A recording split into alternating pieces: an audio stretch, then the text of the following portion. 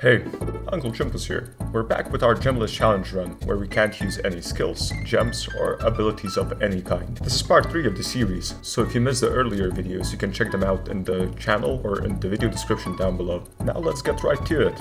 During our little adventure in the desert, we managed to get our ascendancy.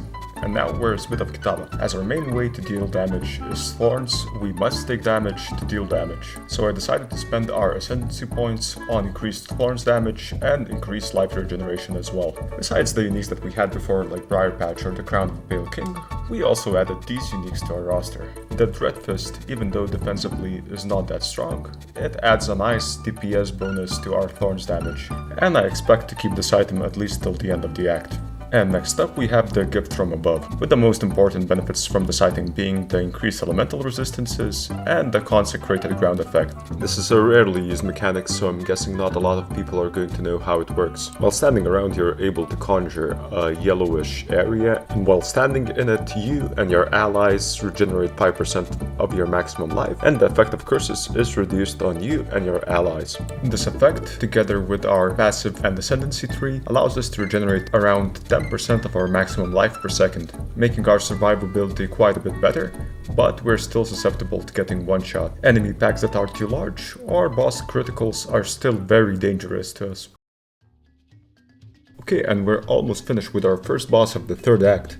This guy surprisingly used to be one of the most dangerous enemies in the game, and still possibly is one of the most dangerous.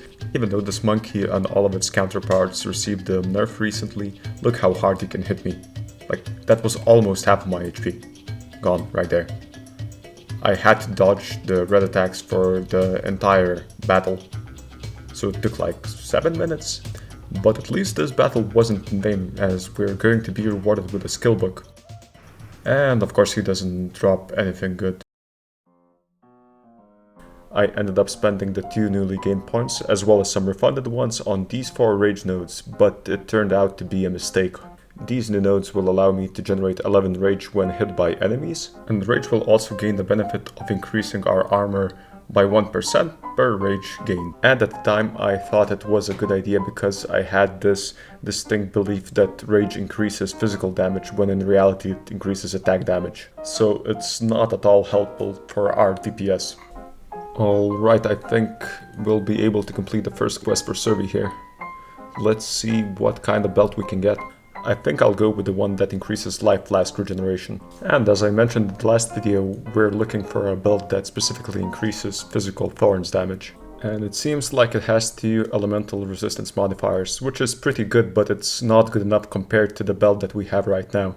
Just like in the last act, I think we'll have to use the gambling shop to get a better belt. Okay, finally I found the checkpoint, and with that we found the next quest item. So with this quest item we'll be able to complete the second quest for Survey and receive a permanent upgrade to our character. When we return to the Clearfell Encampment, we're able to choose one of 3 possible upgrades.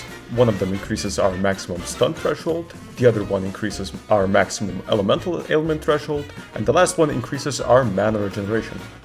As neither mana regeneration nor the stun threshold increase are that important to us, I decided to go with the elemental ailment threshold increase. This stat is important to us because it lowers the chance of being inflicted with an elemental ailment when hit by elemental damage. We have some leftover Artificer orbs, so I think we should upgrade our chestplate. Let's see what the Val orb does. And we got another augment slot. I think we're going to go with life runes once again.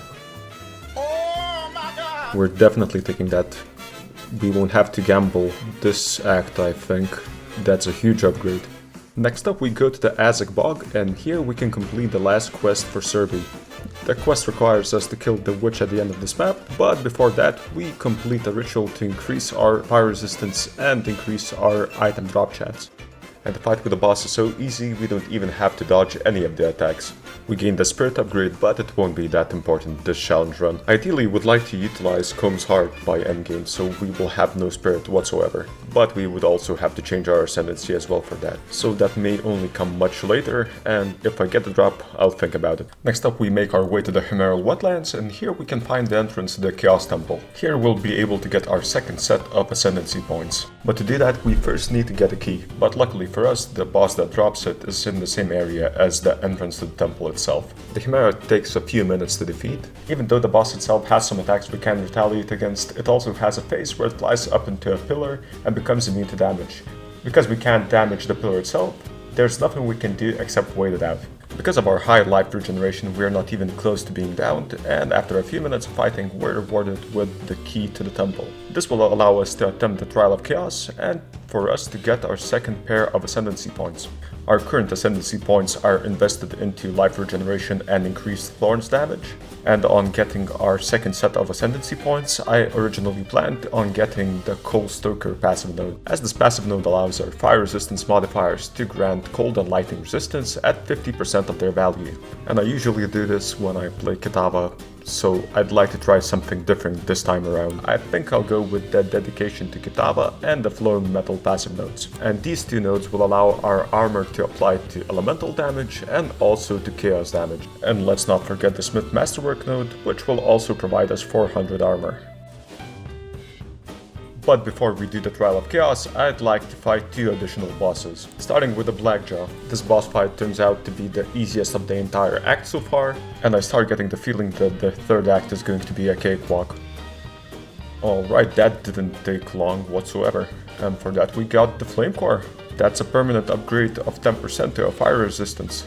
And the fight with the Warden goes just as easily, with the main difference being that he has a lot of attacks we can't retaliate against. So the fight takes longer. Alright, and he should be defeated now. Yep, there we go.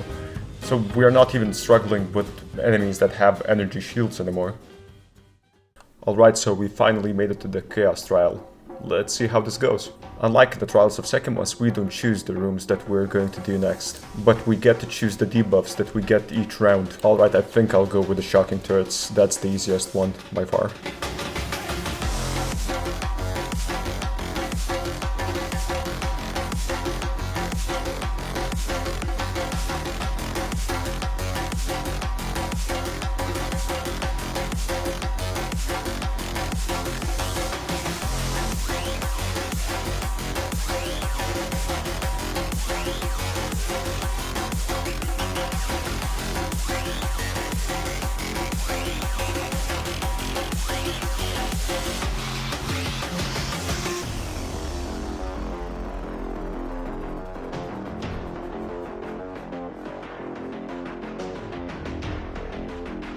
And that was a lot easier than expected.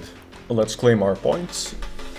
And as I mentioned before, we're going to spend them on the dedication to Kitava and the flowing metal passive nodes. At this point I suspect we're basically unkillable. Now that we're much stronger, we continue on with the main campaign, and after pulling a lever at the end of the reservoir map, we're able to displace a lot of water and unlock a new area connected to the Ziggurat encampment. So I just wanted to mention that compared to a normal Thorns build, we're much weaker than we would be, and we're not struggling whatsoever in this act. Normally we would be using support gems like Thornskin 1 and 2, and from what I tested, both of them stack at the same time. So that's not even mentioning the active skills and other support gems that could be socketed. So we're missing out on quite a bit of damage, and we're still doing pretty well. And the boss fight with the Queen of Filth really showcases how strong our survivability currently is. It's so strong that I think I'm just going to sacrifice some of the survivability to increase our DPS, probably starting out with our weapon. I started the run off by using the Bryn Hand's Mark, as it gave a nice strength bonus, and so we had more life to work with. More life means more life regeneration, and so it becomes easier to clear multiple packs of mobs. As one of you guys suggested in the comment section of the last video, I can use a wand to gain elemental thorns damage. I just need a wand that has the correct modifiers. But the most important modifiers are the ones that allow me to gain a percentage of damage as extra elemental damage. But there's even more options if we use the Well of Souls that we unlocked in Act 2. By using either a gnawed collarbone, rib or jawbone, we can desecrate certain items. Desecration gives the item a hidden modifier that can only be revealed at the Well of Souls. And these modifiers are rolled from a separate desecration pool, which gives us more options. For example, a modifier that allows us to gain a percentage of damage as extra physical damage. So starting from now, we'll probably try to roll for a wand that has these types of modifiers, and when we get something, we'll probably switch over. And if I have any misconceptions about the crafting process, please correct me, as I'm not the best at crafting. I'll be the first to admit it. But now, let's go back to the campaign. We only have 3 bosses remaining, and I expect this guy to be the easiest of the bunch. We have pretty high fire resistance, so he shouldn't damage us that bad, and he has a lot of attacks that cast a lot of projectiles. But let's see how this goes.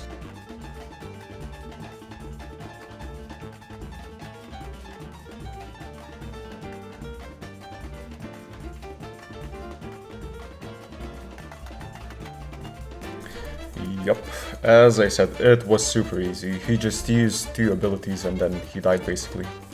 So after defeating this boss, together with Alva, we're able to activate the elevator and create a portal that takes us back to the past. After having a not so nice introduction with the locals, we get to fight the boss of the area, which usually is one of the more difficult fights in the entire campaign. Okay, so we finally reached the Snake Lady boss. She usually is pretty difficult as she deals a lot of chaos damage, and if you're running an energy shield build, the damage is going to be even worse. But it seems like we chose the correct ascendancy nodes, because this is not scary like at all so far. But let's see how we do when she uses one of her special attacks. Okay, she'll do her aerial barrage thingy now. Oh, and we're able to retaliate against those. Nice. The damage is pretty decent, but this will take a while.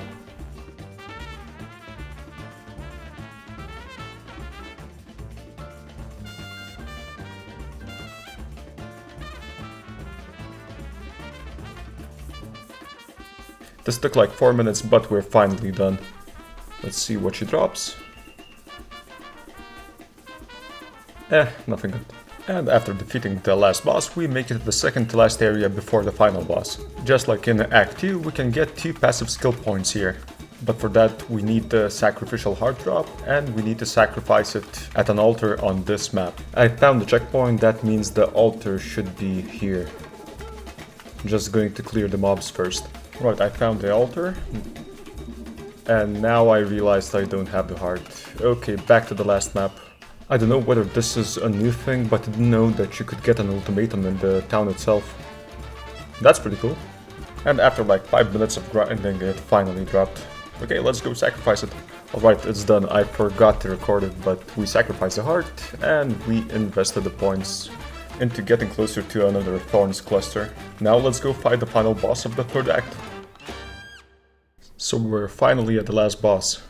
And I gotta say, honestly, I expected this act to be a lot more difficult than it turned out to be. But I think the challenge is going to increase substantially during Act 4.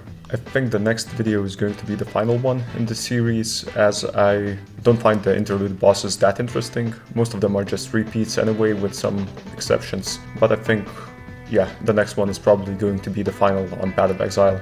And then I'll probably switch over to something else. I have some ideas what I want to do. If you want to watch them, that's great. But the ones that don't, thank you for watching these videos anyway. And I think I might return to Path of Exile when there's a new update. So anyway, I rambled long enough. Thank you for watching.